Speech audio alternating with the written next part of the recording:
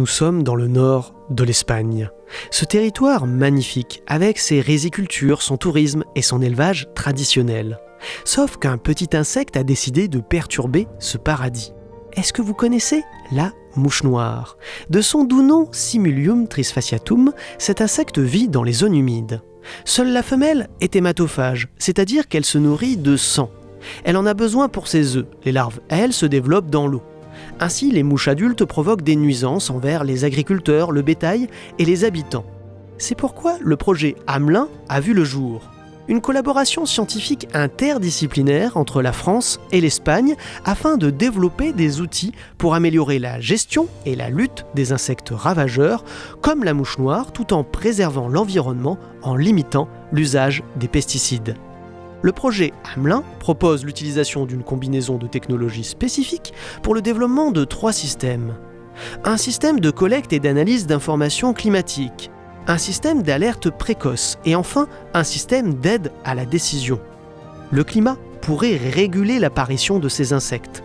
Le courant froid liguro-provençal, provenant du littoral méditerranéen français, descend jusqu'au niveau des côtes espagnoles en se réchauffant. Une mer des Baléares mal refroidie entraîne une plus forte évaporation et par la suite la formation de nuages concentrant l'humidité. Puis, les reliefs côtiers et les gradients atmosphériques engendrent des pluies torrentielles. Et quoi de mieux qu'un peu de pluie pour l'émergence des adultes de mouches noires? Donc, l'axe 1 du projet Hamelin consiste en le développement d'un modèle de prédiction des conditions hydroclimatiques favorables au développement de parasites, donc dans le cas présent, la mouche noire. Donc, c'est un modèle basé sur l'étude des conditions atmosphériques et des conditions océanographiques. Normalement, ça se fait via des modèles très complexes et durs à mettre en œuvre. Donc nous, en solution, nous avons proposé un modèle basé sur une intelligence artificielle que nous avons entraîné sur des informations issues de banques de données publiques, donc à savoir des informations de terrain, telles que des bouées côtières, des informations issues de modèles ou d'observations via des modèles de télédétection. L'avantage de ce genre de modèle, en fait, c'est que si leur construction est ardue, une fois construit, la prise en main de ces modèles est facile et donc c'est des modèles faciles à utiliser pour des collectivités locales ou des parcs. Afin de cartographier l'émergence de ces insectes, un système d'alerte précoce a été mis en place. Il consiste en une application de sciences participatives permettant de photographier et géolocaliser les essaims de mouches noires lors d'une promenade dans ces milieux. El sistema de alerta temprana es un sistema que permite la colaboración entre ciudadanos y entidades gestoras de espacios naturales. Los ciudadanos ayudan en la detección temprana de la plaga a partir de su detección y para ello se ha creado una plataforma que es accesible vía teléfono móvil y que permite identificar la posición y enviar una imagen de la misma.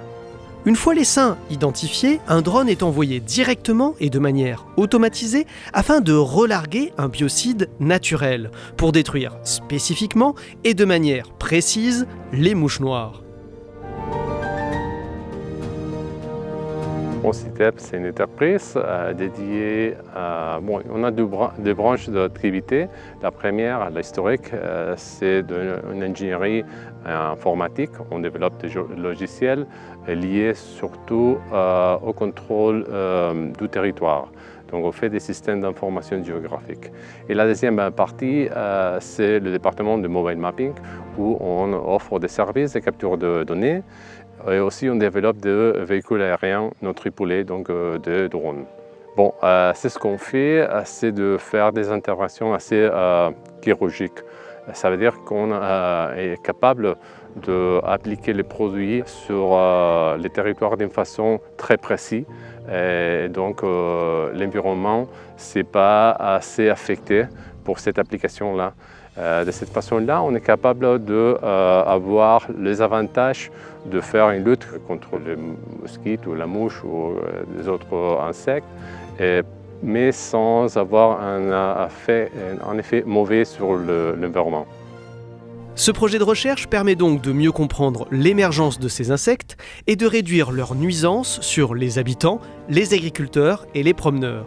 Les résultats pourront être appliqués également sur des ravageurs, des espèces invasives et vectrices de maladies.